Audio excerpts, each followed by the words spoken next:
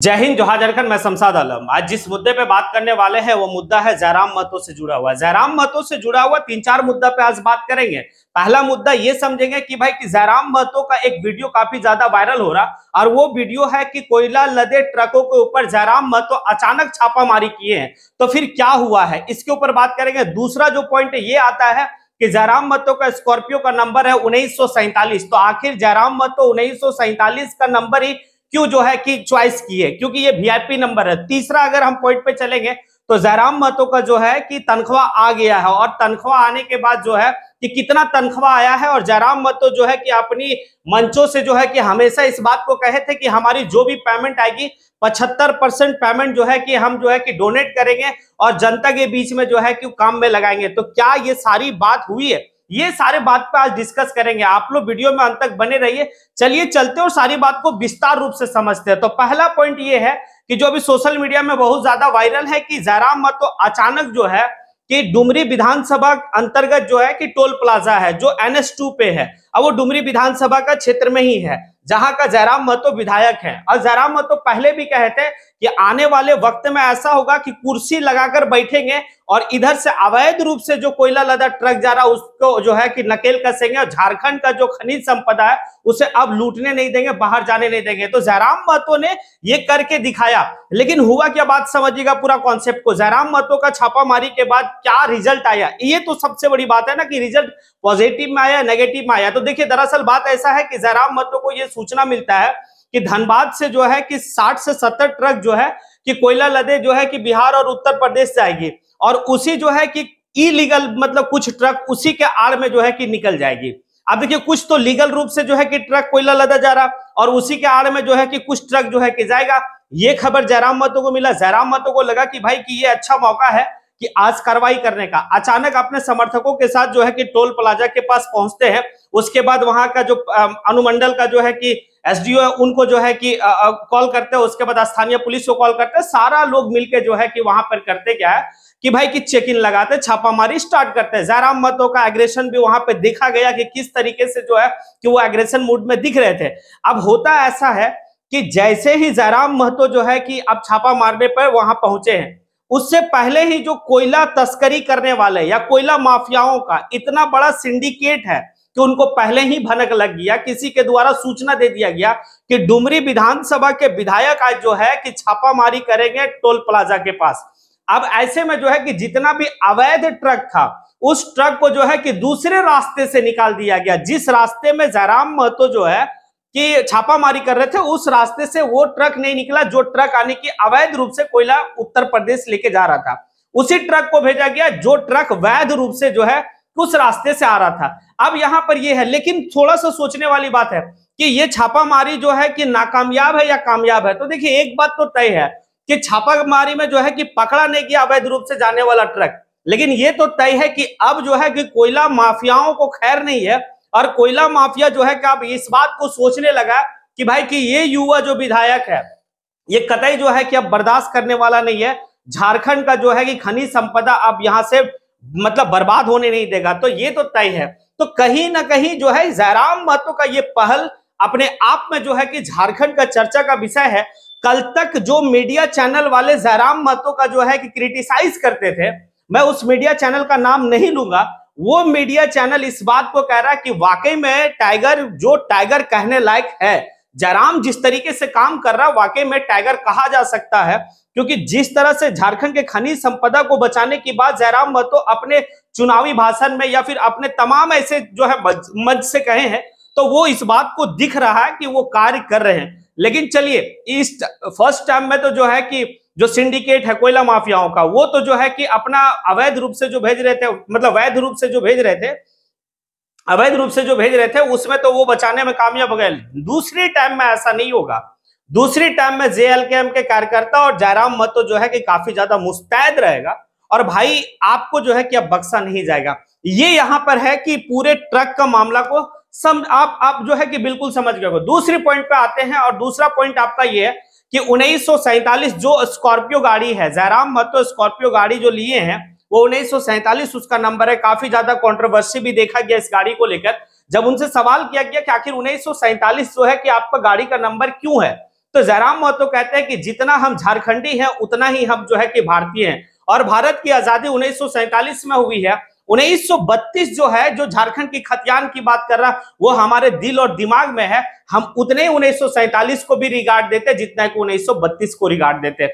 ये तो बात है। अब इसी दरमियान में जयराम महतो जो है कि ट्रोल गैंग को भी धन्यवाद दिए हैं कि भाई कि जो ये स्कॉर्पियो को लेकर जो ट्रोल गैंग पूरा ट्रोल किया है, उनका भी धन्यवाद है, क्योंकि जब ट्रोल हुआ है तो काफी ऐसे लोग हैं जो आगे आगे सामने निकल कर आए हैं और कहे हैं कि जयराम बाबू तुम जो है कि ऐसा करो कि आप जो है कि अब इसका जो जो एमआई आएगा, इस गाड़ी का जो एमआई आएगा वो आपको भरने का दरकार नहीं है, हम लोग भर देंगे। उस दरमियान में जो है जयराम महतो ये भी कहे कि हमारा जो है कि जो जिला अध्यक्ष है वो एक किस्त जमा कर दिए, जो गाड़ी का किस्त हुआ, क्योंकि गाड़ी किस्त पे।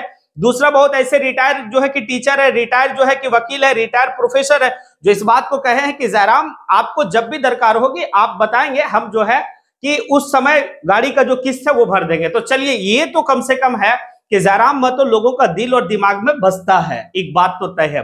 अब दूसरी पॉइंट पे आते हैं और ये समझते कि तीसरी पॉइंट पे कि जयराम महतो जो है कि उनकी पेमेंट जो है कि आ गई है, तनख्वाह आ गई है। तो उनकी तनख्वाह आई है 2,13,000, जयराम महतो खुद का है। अब 2,13,000 जयराम महतो का पेमेंट आया है। जयराम महतो मंचों से हमेशा इस बात को कहा करते थे कि हमारी पेमेंट की 75% जो है कि हम अपनी जनता के बीच में जो है कि कार्य में लगाएंगे।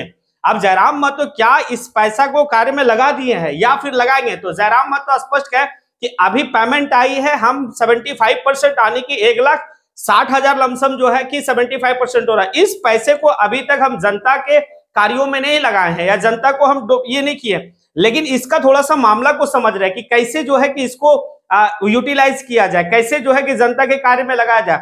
क्या एक ट्रस्ट के माध्यम से लगाया जाए या फिर डायरेक्ट ऐसे किया जाए, तो वो अभी थोड़ा सा कॉन्सेप्ट को समझ रहे हैं। लेकिन जहां तक अनुमान है कि एक ट्रस्ट के माध्यम से ही एक ट्रस्ट जयराम महतो के द्वारा या फिर उनके संगठन के द्वारा बनाई जाएगी और उसी ट्रस्ट के माध्यम से जनता के हित के लिए उनकी तनख्वाह की 75% यूज किया जाएगा। तो ये तो काफी बेहतर कार्य है और काफी आने के सराहनीय काम है। अगर इसी तरीके से झारखंड के और भी जो है कि 81 मतलब 80 विधायक अगर कार्य करे तो वाकई में जो है कि झारखंड की तस्वीर और तकदीर दोनों बदल सकती है, जिस तरीके से जयराम महतो काम कर रहे हैं। अब आइए वो एक बात कहे हैं कि झारखंड के इतिहास में पहला मैं ऐसा विधायक बनूंगा जो अपना पे स्लिप दैट मींस उनकी जो तनख्वाह आती है, उस तनख्वाह का जो पे स्लिप है, उस पे स्लिप में सारा जो है कि आंकड़ा रहता है कि उनको टीए डीए कितना मिला है, क्या है नहीं है, वो सारी बात है।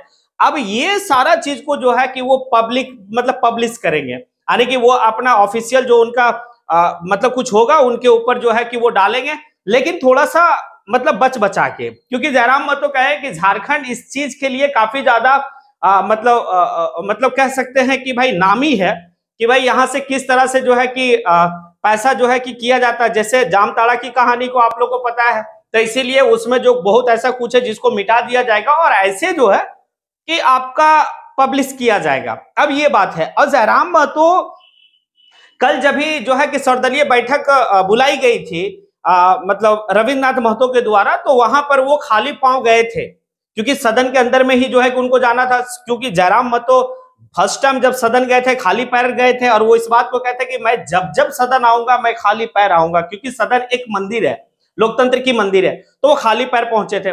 दूसरा जो है कि वो काफी ज्यादा चिंतित इस बात को लेकर हैं कि जिस तरह से 10वीं का एग्जाम में 350 रुपया में क्वेश्चन बेचा गया है, लोग इतने गिर गए हैं कि मतलब इस टाइप का भी एग्जाम का क्वेश्चन लीक कर रहे हैं। अगर जयराम महतो ये भी कहते हैं कि अगर 5 क्लास का भी अगर बोर्ड कर दिया जाए तो इसका भी क्वेश्चन जो है कि लीक करके लोगों के साथ पैसा मतलब पैसे के ये में बेचा जाएगा। अब बताइए झारखंड का भविष्य कहां जा रहा है?